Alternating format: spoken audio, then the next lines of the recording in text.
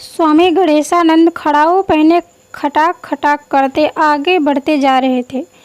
उनके पीछे उनके भक्तों की भीड़ चल रही थी। दाएं बाएं उनके शिष्य शिवानंद और निगमानंद अपने चिमटे खड़खड़ाते हुए हल में जुते मरियल बैलों की तरह चल रहे थे। उन्हें पता था कि भीड़ स्वामी जी का अनुसरण कर रही है, उनका नहीं। शिवानंद ने भभूत में अटे अपने बालों को खुजलाया और पीछे मुड़कर एक बार भीड़ को देखा। उसकी खोज पूर्ण आंखें कुछ ढूंढ रही थी। निगमानंद ने आंख मिचकाकर शिवा को संकेत किया। वह पीले दांत दिखाकर मुस्कुरा पड़ा। इसका अर्थ था कि वह उसका आशय समझ गया। भीड़ जलाशय के निकट पहुंच गई थी। सब स्वामी जी की जय जयकार कर रहे थे। शिवा और निगम दूसरे किनारे की ओर, जहां औरतें नहा रही थी, आकर बैठ गए। शिवा बोला, गुरु ऐसे क्यों बैठे हो? कुछ हो जाए। क्या हो जाए बे उल्लू के चरखे? फिल्मी नाच हो जाए या कॉलेज का रोमांस हो जाए? निगम गुर्राया, अरे कैसी बातें करता है, देखता नहीं नाचने वाली छोकरी गोता लगा रही, गोल मटोल चेहरा, बाढ़ की तरह चढ़ती जवानी, क्या खूबसूरती है। खैर छोड़ो इन बातों को, बूटी तैयार करो, एक एक लोटा चढ़ाएंगे। राम कसम, इसके नशे में हर चीज़, हर औरत मुंहजोर घोड़े की तरह हावी हो जाती है। निगम ने आंखों से कीचड़ पोंछकर स्वामी जी की तरफ ताका। वह मटमैले पानी में एक टांग पर खड़े कुछ गुनगुना रहे थे। वह चिमटे को धरती में ठोक कर बोला, स्वामी जी जब से बूटी चढ़ाने लगे हैं उसी दिन से भक्तिनियों की गिनती बढ़ने लगी है। कहते हैं भंगेड़ी के चक्कर में औरतें ज़्यादा आती हैं। एकाएक दोनों चुप हो गए। गुरुजी सब भक्तों को आशीर्वाद दे रहे थे। निगम चुपचाप बूटी तैयार कर रहा था। बारी बारी से दोनों ने एक एक लोटा गटक लिया। भक्तगण पांव छूते, स्वामी जी भभूत का तिलक लगाते और आशीर्वाद देते। फिर उमा की बारी आई। ऐसा सलोना कुंवारा सौंदर्य सामने देखकर स्वामी जी ठगे से रह गए। उमा ने चरण छुए तो स्वामी जी ने दोनों हाथों से उसका मुखड़ा ऊपर उठा दिया। तिलक लगाते समय उनका हाथ गालों से होकर फिसलता हुआ उमा के कंधे पर जा टिका। वह बोले, बेटी तुझमें माधव का वास है। अभी अभी भगवान ने मेरे दिल में आकर कहा है, तेरी आत्मा माधव की प्यासी है। मुझे सपने में रात जो देवी दिखाई दी उसका रूप तेरा ही तरह था। उसने मुझे नींद से जगाकर कहा, गणेशानंद यह मेरा गांव है, मैं यहाँ प्रकट होना चाहती हूँ। मैं अपने गांव को स्वर्ग बनाना चाहती हूँ। तुम जहाँ पर लेटे हुए हो यहाँ से 100 कदम पूरब को चलो, ऊपर से मिट्टी हटाओ, वहाँ तुम मुझे देखोगे। उस जगह एक मंदिर बनवाना, यह काम तुम्हें ही करना है। मैं देवी के चरणों में गिर पड़ा। मंदिर बनवाने का वचन दे दिया। वह स्थान मैंने तुम सबके सामने खुदवाया है। अगर तुम लोगों ने मिलजुल कर मंदिर ना बनवाया तो न जाने गांव पर कैसी विपदा आ पड़े। उमा चुप बैठी थी। उसकी माँ की आंखों में आनंद के आंसू चमक रहे थे। सब गांव वालों ने स्वामी जी को सहायता देने का पूरा विश्वास दिलाया। उमा की माँ स्वामी जी के चरणों को छूकर बोली, महात्मा जी मेरे पल्ले कुछ नहीं है, बस यह छोकरी है। उमा, मैं क्या दे सकती हूँ? चिंता क्यों करती हो उमा की माँ? उमा तुम्हारे घर की ही नहीं पूरे गांव की देवी है। मैं मंदिर की धूप बाती का काम इसे ही सौंपना चाहता हूँ। अगर इसने भगवान को खुश कर लिया तो तुम्हें मनचाही मुराद मिल जाएगी। स्वामी जी मुझे कुछ नहीं चाहिए, इस नासपीटी का बापू घर लौटाए यही बहुत है। मुझे धन दौलत की इच्छा नहीं है। उमा की माँ उदास होकर बोली, घबरा मत, तेरी मनसा जल्दी पूरी हो जाएगी। उमा को हर एक काम में हमारे साथ रहना पड़ेगा। कल भंडारा करेंगे और मंदिर की नींव रखेंगे। अगले दिन भंडारा हुआ। गांव के लोगों ने 10,000 रुपये इकट्ठे करके गणेशानंद को भेंट कर दिए। आसपास के गांव वाले भी आए। सूर्यास्त तक बहुत गहमा गहमी रही। गणेशानंद ऊंची चौकी पर बैठे थे। शिवानंद और निगमानंद भंडारे की देखरेख के लिए खड़े थे। प्रबंध उमा के हाथ में था। गांव वालों की वाहवाही हो उठी। रात को खा पीकर सब स्वामी जी की धुनी के पास इकट्ठे हो गए। उमा पास ही बैठी थी। उसने चेहरे पर हल्की सी भभूत लगा रखी थी। भभूत के प्रभाव से वह और अधिक प्यारी लग रही थी। दहकते कोयलों की चमक में उसका मुखमंडल पलाश के फूल सा लग रहा था। कीर्तन शुरू हुआ। शिवानंद ने करताल संभाली, निगमानंद ने चिमटा।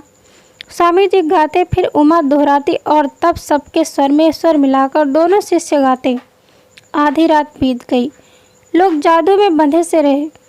अंत में मीरा का पद गाया गया। उस पद की तेरे कारण जोगन होंगी, करवट लूँगी काशी। पंक्ति वातावरण में काफ़ी देर तक तैरती रही। पूरी सभा भाव विभोर हो उठी। निगम और शिवा उमा के पास बैठने से ही खुश थे। शांति पाठ के बाद सभी अपने अपने घर चले गए। वहाँ रह गई उमा और उसकी माँ, जो गणेशानंद के पाँव दबा रही थी। तनिक हटकर अंधेरे में चुपचाप बैठा एक व्यक्ति सब बातों का जायजा ले रहा था। वह था अमरेश। कल मैं तीर्थ भ्रमण करने जाऊंगा उमा, तुम भी साथ चलना, हृदय पवित्र हो जाएगा। आंखें देवी देवताओं के दर्शन करके निहाल हो जाएंगी। स्वामी जी उमा के चेहरे पर दृष्टि गड़ाकर बोले।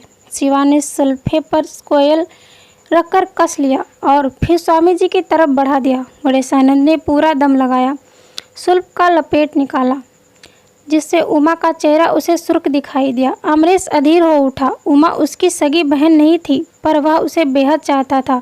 किसी भी कार्य से परायेपन का आभास नहीं होने देता था। उसी की कृपा से वह चिट्ठी पत्री पढ़ने लायक हो गई। उसे उमा के कारण गांव वालों का कोप भाषण भी बनना पड़ा था। वह अपने को संभाल नहीं सका। वहीं बैठे बैठे बोला, उमा इधर आ। उमा इस अप्रत्याशित स्वर से चौंक उठी। वह अमरेश के पास आकर खड़ी हो गई। क्या तुम्हें मुझ पर विश्वास नहीं है जो इस पर पहरा दे रहे हो? विश्वास था, अब नहीं रहा। अमरेश के स्वर में आक्रोश था। क्यों, अब क्या हो गया? मैंने कुछ गलत नहीं कहा। इस भंगेड़ी के चक्कर में तेरी अक्ल मारी गई है। गांव वाले सब जा चुके हैं, तो फिर भी यहाँ डटी हुई है। अगर तेरी आंख में जरा भी शर्म है तो यहाँ से चलती बन। अमरेश अधिकार पूर्वक बोला। विवाह सुनकर स्वामी जी और उमा की माँ भी उनके पास आ पहुँचे। उमा स्वामी जी की नज़रों में अपने को बहुत ऊंचा समझ रही थी, इसलिए उसने स्वयं को अपमानित महसूस किया। वह तैस में आकर बोली, भैया तुम हद से बाहर पाँव रख रहे हो। मैं किसी के चक्कर में नहीं आई। तुम ईश्वर को मानते हो तो इस तरह की बातें ना करते। जिस बात को तुम समझते नहीं हो उसमें टांग ना अड़ाओ। तुम मुझे गलत समझ रही हो। अगर तुम्हें अक्ल होती तो इन सुल्फा पीने वालों के ढोंग में ना फंसती। क्या भगता है बे बदजात। गणेशानंद ने उसकी ओर चिमटा घुमाया। जरा होश में बातचीत करो। ऐसे पहुँचे हुए महात्मा होते तो घर बैठे पूजे जाते, यहाँ दर दर मारे ना फिरते। ज़्यादा चरबचर किया तो मारते मारते भुरकस बना दूंगा। अमरेश ने उमा को बाँह पकड़कर खींचा। भला इसी में है कि इस समय यहाँ से चलती बनो। उमा ने उसका हाथ झटक दिया। वह गिरते गिरते बचा। संभलने पर उमा ने उसे गाल पर थप्पड़ जमा दिया। उमा की माँ भभक उठी। लुच्चे कहीं के, चला जा इसी वक्त मेरे आगे से, नहीं तो तेरा खून पी जाऊंगी। इतना कहकर वह उमा को लेकर घर चल पड़ी। उमा ने आग्ने नेत्रों से अमरेश की ओर देखा। वह गुस्से में होठ चबाकर बोली, अमरेश मेरे लिए तुम मर गए हो। तुमने अपनी औकात पर ध्यान नहीं दिया। भला इसी में है कि तुम मुझे अपनी घिनौनी सूरत ना दिखाना। अमरेश का चेहरा लटक गया। वह ठगा सा वहीं खड़ा रहा। सारी धरती उसे आंखों के सामने घूमती प्रतीत हो रही थी। स्वामी जी उसकी ओर क्रूरतापूर्वक दृष्टि से घूर रहे थे। थोड़ी देर की चुप्पी के बाद स्वामी जी की कुटिया में चले गए। अमरेश भी ढीले कदमों से घर की ओर मुड़ गया। उमा के व्यवहार से उसका हृदय बिंधा जा रहा था। वह उस पर क्रुद्ध होते हुए भी उसका अहित नहीं सोच सकता। उसने रूठने पर उमा को न जाने कितनी बार मनाया था, कितनी बार उसकी गीली आंखें पोंछी थी। वह भी उससे तनिक से दुख में बेचैन हो जाती थी। जरा जरा सी बात पर उससे कस्में दिलाती। दोनों में कभी ठेस पहुंचाने वाली बातें नहीं हुई थी।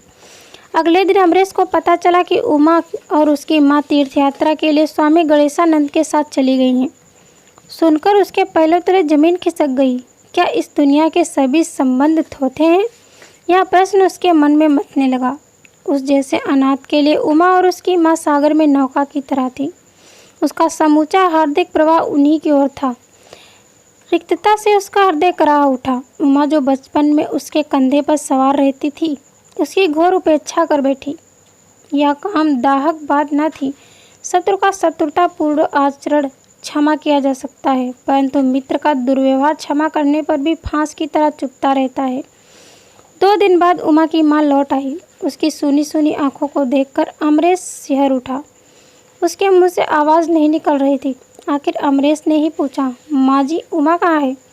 वह उत्तर नहीं दे सकी और प्रत्युत्तर में फूट फूट कर रो पड़ी। माँ जी बताओ, उमा को क्या हो गया? मेरी उस लाडली को कहाँ छोड़ आई?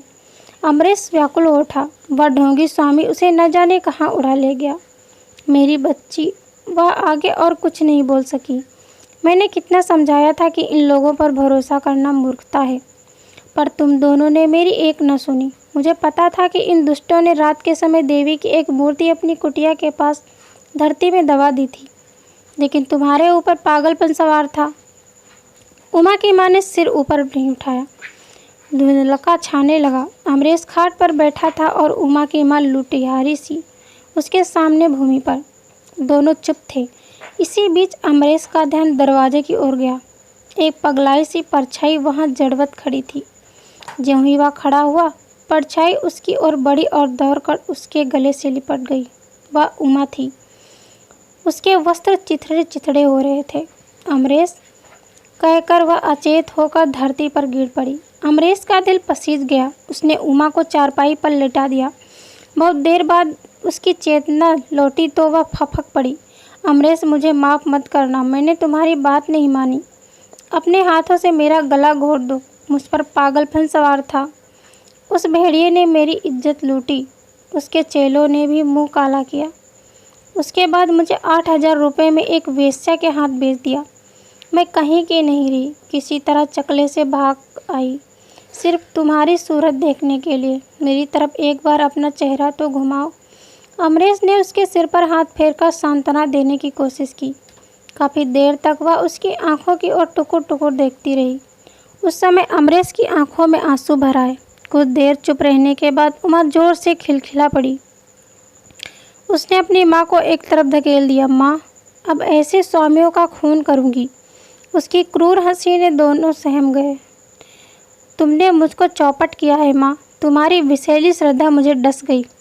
मैं तुम्हारा भी खून करूँगी। वह फिर जोर से अट्टहास कर उठी। उमा की माँ सहम कर एक ओर हट गई। अमरीश ने उमा को पकड़कर चारपाई पर लेटा दिया। चुप रहो उमा, मैं सब संभाल लूँगा। उमा दोनों हाथों में सिर लेकर सुबकने लगी। तो दोस्तों, यह थी हमारी आज की कहानी। अगर यह कहानी आपको पसंद आई है तो कृपया इसे लाइक करें और ऐसी और कहानियाँ सुनने के लिए हमारे चैनल को सब्सक्राइब करें। कहानी आपको कैसी लगी, कहानी पर अपनी राय देने के लिए कमेंट करें। धन्यवाद दोस्तों। Thanks for watching this video.